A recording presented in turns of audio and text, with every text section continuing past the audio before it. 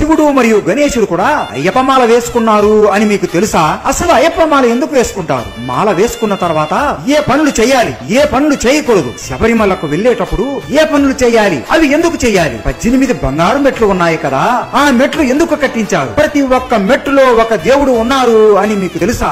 ఇవన్నీ ఈ రోజు వీడియోలో తెలుసుకుందాం. ప్రతి ఒక్క అయ్యప్ప భక్తుడు మిస్ అవ్వకుండా ఈ వీడియో చూడండి. పరమ శివుడికి కార్తీక మాసం అంటే చాలా ఇష్టం. ఈ కార్తీక మాసంలో శివుడు కూడా అయ్యప్ప మాల వేసుకుంటాడు. అలా శివుడు అయ్యప్ప మాల వేసుకుని ధ్యానం చేస్తూ ఉండడం బుజ్జి గణపయ్య చూస్తాడు. నాన్నగారేంటి ఈ రోజు కొత్తగా నల్ల బట్టలు వేసుకున్నాడు అని ఆశ్చర్యపోయి శివుడి దగ్గరికి వెళ్లి, నాన్న ఎందుకు మీరు నల్ల బట్టలు వేసుకున్నారు అని అడగగా శివుడు కళ్ళు తెరిచి, గణేశ నేను అయ్యప్ప దీక్ష వేశాను అని అంటాడు. అయ్యప్ప దీక్షనా అంటే ఏంటి తండ్రి, ఈ అయ్యప్ప ఎవరు అని అడగగా శివుడు నవ్వుతూ, అయ్యప్ప నీకు తమ్ముడు అవుతాడు నాయన అని మొత్తం అయ్యప్ప కథని చెబుతాడు. మహిషికి బ్రహ్మ ఇచ్చిన వరం గురించి, భస్మాసురుడు శివుడిని పరుగులు పెట్టించిన విషయం గురించి, శివుడికి విష్ణువుకి మధ్య జరిగిన శృంగారం గురించి, అయ్యప్ప జననం, అయ్యప్ప ఎలా పెరిగాడు అనే విషయాల గురించి, మరియు అయ్యప్పకి మహిషికి జరిగిన యుద్ధం, మొత్తం అయ్యప్ప చరిత్రని గణేశుడి చెబుతాడు. ఇవన్నీ మీకు తెలియకపోతే మన ఛానల్లో ఇంతకు ముందే పెద్ద వీడియో పెట్టాం, అది కూడా మీరు తప్పకుండా చూసేయండి. చాలా అద్భుతమైన కథ ఇది. గణేశుడు అయ్యప్ప చరిత్ర మొత్తం విని ఎంతో ఆనందపడిపోతాడు. నా తమ్ముడు ఇంతటి గొప్పవారా, ఇన్ని ఏళ్లు ఈ విషయం నాకు ఎందుకు చెప్పలేదు తండ్రి అని బాధపడతాడు. ఎలాగైనా నా తమ్ముడు నేను చూడాలి నాన్నగారు అని చెబుతాడు. శివుడు నవ్వుతూ, అయ్యప్పని చూడడం అంత సులువు కాదు గణేశ, నేను కూడా నా అయ్యప్పని చూడడానికి ఇదిగో ఈ మాల వేసుకుని 18 కొండలు ఎక్కి అయ్యప్పని దర్శించుకుంటాను. నీకు నీ తమ్ముడిని చూడాలి అంటే నువ్వు కూడా ఈ మాల వేయాలి అని చెబుతాడు. ఓస్ అంతే కదా, వేసేస్తానా అని నవ్వుతూ అనగా, గణేశ ఈ అయ్యప్ప మాల వేయడం అంత సులువు కాదు నాయన, చాలా కష్టం. ఈ మాలకి చాలా నియమాలు ఉన్నాయి, అవన్నీ చెబుతాను విను అని ఇలా చెబుతాడు. అయ్యప్ప స్వామి మహేషిని హతమార్చిన తరువాత అయ్యప్పని పెంచిన తండ్రి రాజశేఖరుడితో అయ్యప్ప ఎలా అంటాడు, ఇప్పుడు నేను వదిలే ఈ బాణం ఎక్కడ పడుతుందో అక్కడ నాకు ఒక ఆలయం కట్టించండి తండ్రి అని అయ్యప్ప బాణం వేయక అది నేరుగా వెళ్లి శబరికి ఎక్కడైతే మాట ఇస్తాడో అక్కడికి వెళ్లి పడుతుంది.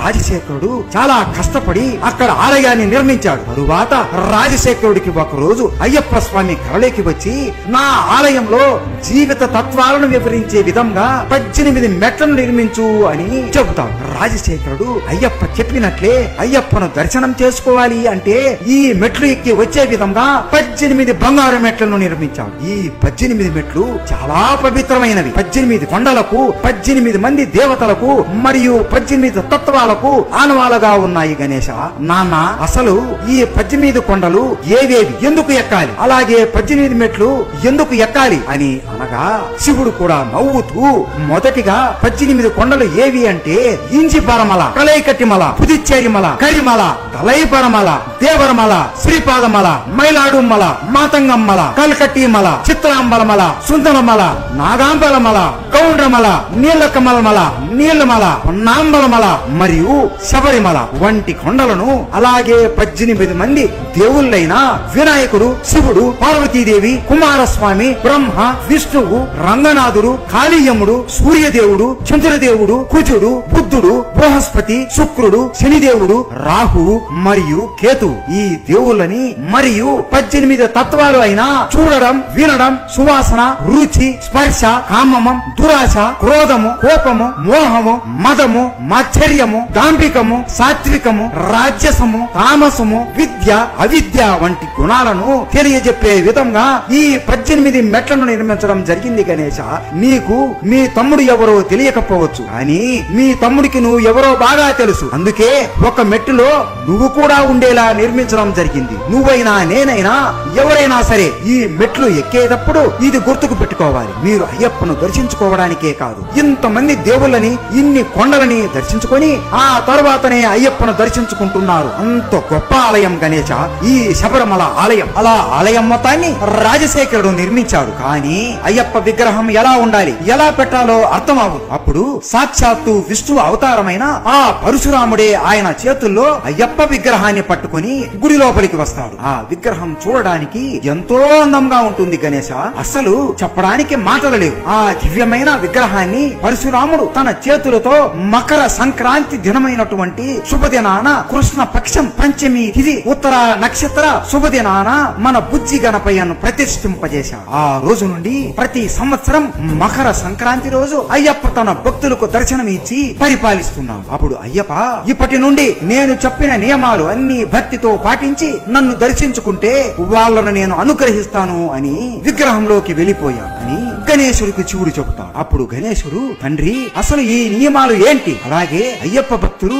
నల్లటి బట్టలే ఎందుకు వేసుకోవాలి అని అడుగుతాడు. ఇదంతా అయ్యప్ప శని దేవుడి దగ్గర నుండి తీసుకున్న మాట నాయనా అని ఇలా చెబుతాడు. అయ్యప్ప స్వామి తన భక్తులను శని దేవుడు పీడించకూడదు అని శని దేవుడి దగ్గరికి వెళ్లి, ఓ శనిదేవా, నువ్వు మానవులని 7 సంవత్సరములు ఎందుకు అంతగా పట్టి పీడిస్తున్నావు అని అనగా, మన త్రిమూర్తులకు సృష్టించడం, పాలన చేయడం, విధ్వంసం చేయడం వారి వారి ధర్మాలు స్వామి, అలాగే ఈ మానవులని పట్టి పీడించడం నా ధర్మం స్వామి అని అంటాడు. మనం సృష్టించిన ఈ మానవులని మనమే పీడించడం ధర్మమా? నువ్వు నీ ధర్మాన్ని నెరవేర్చకపోతే ఏమవుతుంది శనిదేవా అని అంటాడు. మొత్తం సృష్టి ధర్మమే తల క్రిందులు అయిపోతుంది స్వామి అని అంటాడు. బ్రహ్మ ఈ మనుషుల తలరాతని రాస్తున్నాడు, వారి తలరాత ప్రకారం నేను వారిని పట్టి పీడిస్తున్నాను, ఇది నా ధర్మం స్వామి అని అంటాడు. అయితే మీకు ఈ మనుషులను పట్టి పీడించడం ఇష్టం లేదా అని అంటాడు. నువ్వు కేవలం బ్రహ్మరాతని నెరవేరుస్తున్నావు అంతే కదా అని అనగా, అవును స్వామి, నాకు ఈ మనుషులంటే చాలా ఇష్టం, నేను కేవలం బ్రహ్మరాతను పాటిస్తున్నాను అంతే అని అంటాడు. అయితే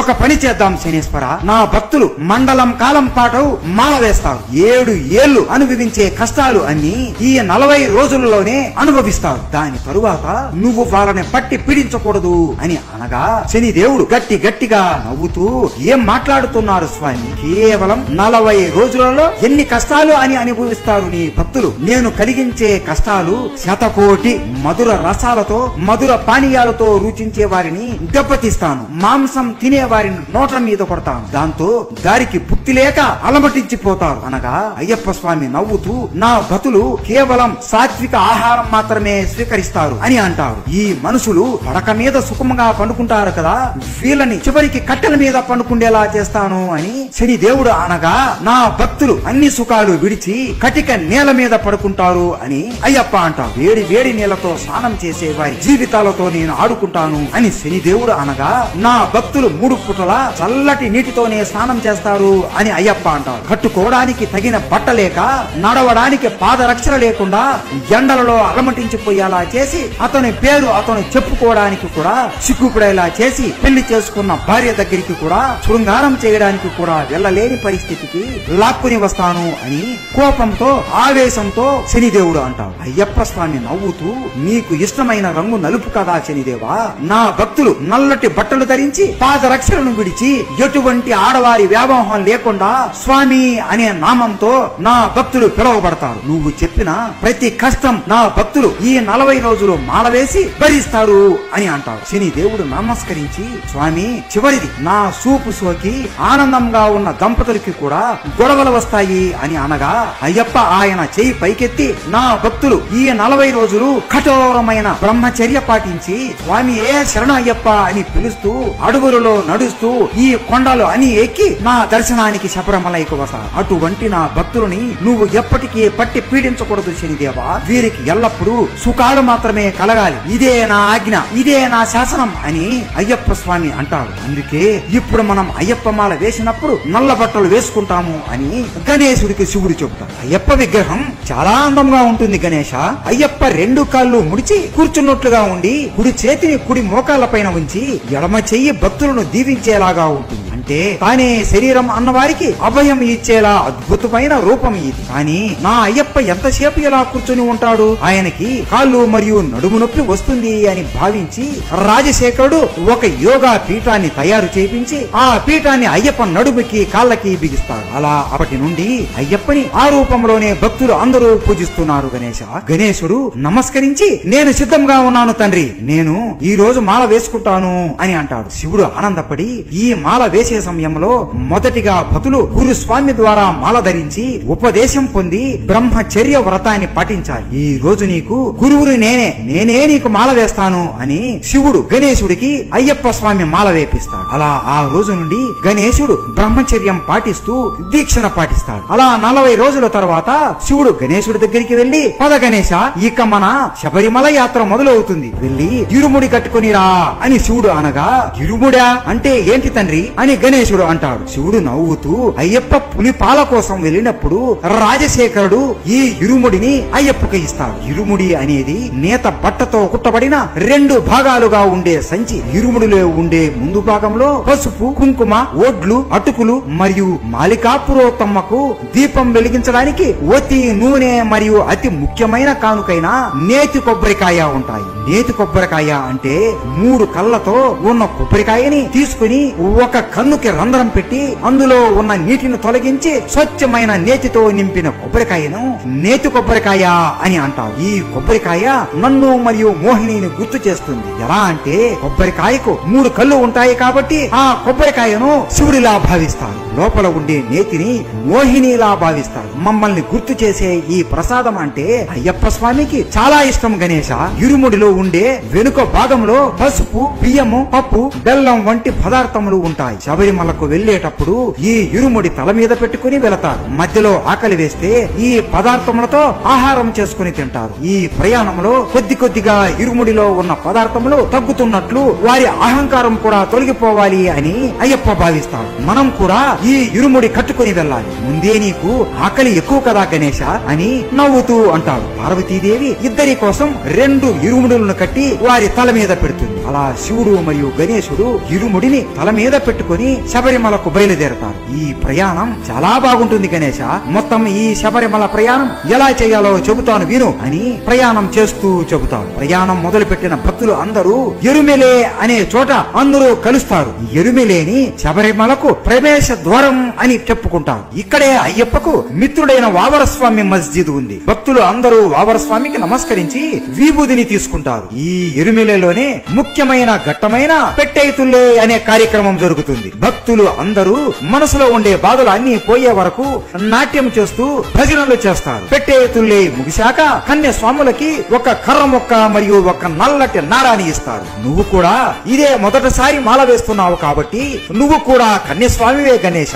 ఇదిగో నువ్వు ఈ కర్ర మొక్కని తీసుకో, ఇది చాలా ముఖ్యమైన కర్ర మొక్క అని ఇస్తాడు. ఏంటి తండ్రి, మాల వేసుకున్న ప్రతి ఒక్కరికి ఒక పేరు ఉంటుందా? ఒకసారి అన్ని స్వాముల పేర్లు వివరిస్తారా అని అడుగుతాడు. శివుడు నవ్వుతూ, సరే గణేశ అని మొదటిసారి అయ్యప్ప మాల వేసుకున్న వారిని కన్యస్వామి అని పిలుస్తారు. రెండవసారి వేసుకుంటే కత్తి స్వామి అని పిలుస్తారు. మూడవసారి వేసుకుంటే గంట స్వామి అని పిలుస్తారు. నాలుగవసారి వేసుకుంటే గదా స్వామి అని పిలుస్తారు. ఇంతవరకు అందరికీ తెలుసు. 5వసారి మాల వేసుకుంటే విల్లు స్వామి అని పిలుస్తారు. 6వసారి వేసుకుంటే జ్యోతి స్వామి అని పిలుస్తారు. 7వసారి వేసుకుంటే సూర్య స్వామి అని పిలుస్తారు. 8వసారి వేసుకుంటే చంద్ర స్వామి అని పిలుస్తారు. 9వసారి వేసుకుంటే వేలు స్వామి అని పిలుస్తారు. 10వసారి వేసుకుంటే విష్ణు చక్ర స్వామి అని పిలుస్తారు. 11వసారి వేసుకుంటే శంకరాద్వార స్వామి అని పిలుస్తారు. 12వసారి వేసుకుంటే నాగభరణి స్వామి అని పిలుస్తారు. 13వసారి వేసుకుంటే శ్రీహరి స్వామి అని పిలుస్తారు. 14వసారి వేసుకుంటే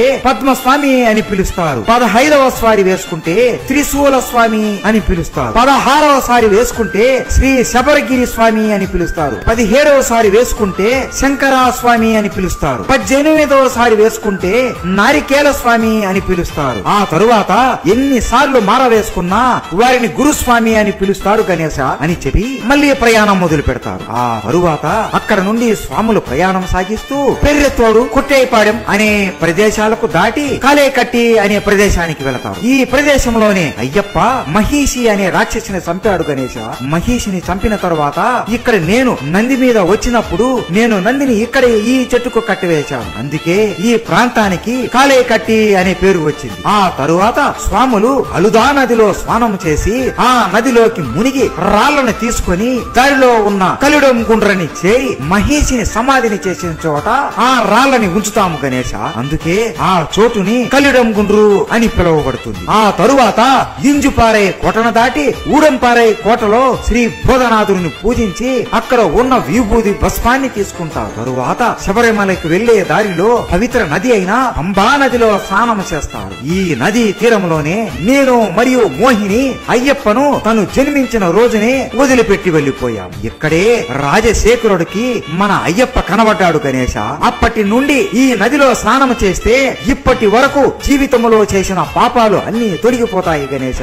ఎందుకంటే నేను మరియు విష్ణువు అవతారమైన మోహిని ఈ నదిలోనే నడిచాం. ఈ పాద స్పర్శలు తాకిన ఈ నది ఎంతో పవిత్రమైనది. అందుకే ప్రతి ఒక్క భక్తుడు ఈ నదిలో తప్పకుండా స్నానం చేయాలి. ఆ తరువాత ఇక్కడున్న విగ్రహాన్ని పూజించాలి అని గణేశుడితో చెప్పగా, తండ్రి ఇది నా విగ్రహమే కదా అని ఆశ్చర్యంతో అడుగుతాడు. నేను చెప్పా కదా గణేశ, నీకు అయ్యప్ప ఎవరో తెలియకపోయినా నీ తమ్ముడికి నీ గురించి బాగా తెలుసు. ఏ పని అయినా మొదలు పెట్టే ముందు నీ అనుగ్రహం ఉండాలి. నీ అనుగ్రహం ఉంటే మొదలు పెట్టిన పని సవ్యంగా సాగుతుంది అని అయ్యప్పకు కూడా బాగా తెలుసు అని చెబుతాడు. గణేశుడు ఇది విని ఎంతో సంతోషిస్తాడు. అయ్యప్పని చూడడానికి గణేశుడికి ఇంకా ఆసక్తి పెరిగిపోతుంది. అలా గణేశుడి విగ్రహానికి నమస్కరించి శబరిమల పైకి యాత్రకు ప్రారంభిస్తారు. అపాచి మెట్టు దాటి ఆ తరువాత నీలిమలని చేరుకుంటారు. ఆ తరువాత శబరి పీఠాన్ని దాటి మహిషి కోసమే సరంకుతి అనే చోటులో ఉన్న పెద్ద మర్రి చెట్టుకి కన్యస్వాములు తీసుకువెళ్లిన కర్రముకని గుచ్చి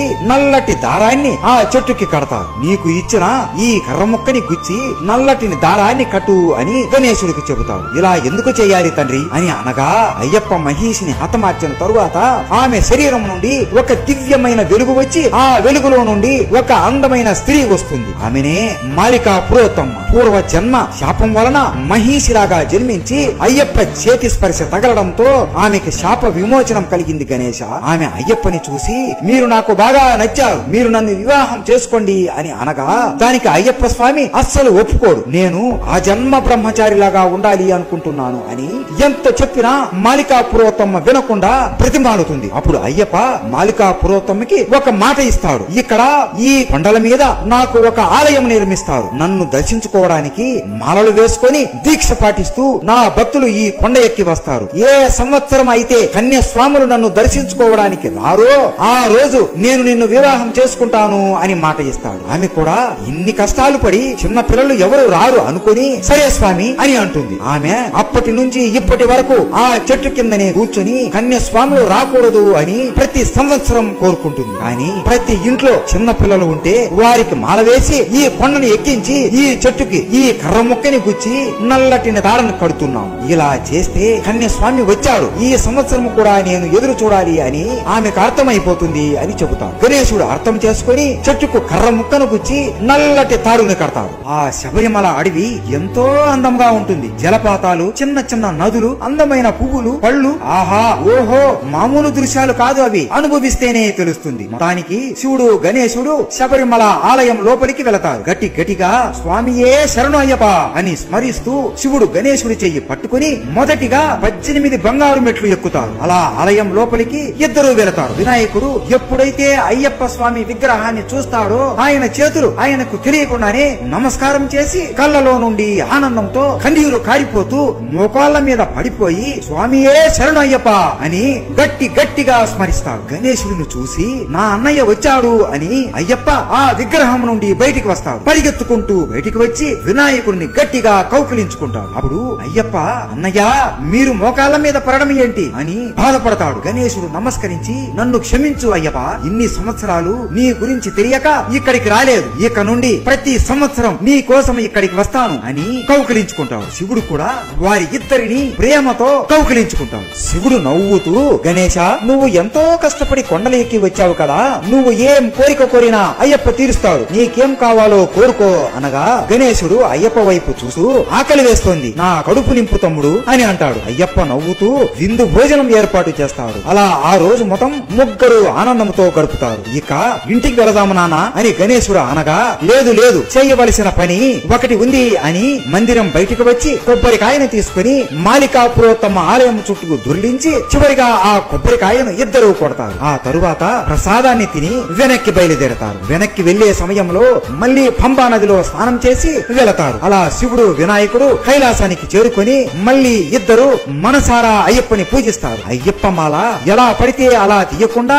గురు స్వామి సహాయంతో తీయాలి గణేశ అని శివుడే గణేశుడి మాలని తీస్తాడు. అలా అలా అయ్యప్ప మాలని శివుడు మరియు గణేశుడు ముగిస్తారు. నీకు తెలియని విషయాలు అన్ని ఈ ప్రయాణంలో నువ్వు తెలుసుకున్నావు అని అనుకుంటున్నాను గణేశ. ఇక నుండి ప్రతి సంవత్సరం నువ్వు మాల వేస్తావా అని అనగా, తప్పకుండా నాన్నగారు, ప్రతి సంవత్సరం నేను మాల వేస్తాను అని గణేశుడు చెప్తారు. ప్రతి ఒక్కరికి శబరిమల యాత్ర ఎలా వేయాలో అర్థమైంది అని భావిస్తున్నాం. మేము ఎంతో కష్టపడి ఈ వీడియో చేశాం, మీకు నచ్చింది అని భావిస్తున్నాం. అయ్యప్ప స్వామి అంటే మీకు ఇష్టం ఉంటే ఈ వీడియో ప్రతి ఒక్కరికి షేర్ చేసి స్వామియే శరణమయ్యప్ప అని కామెంట్ చేసి, లైక్ చేసి, షేర్ చేసి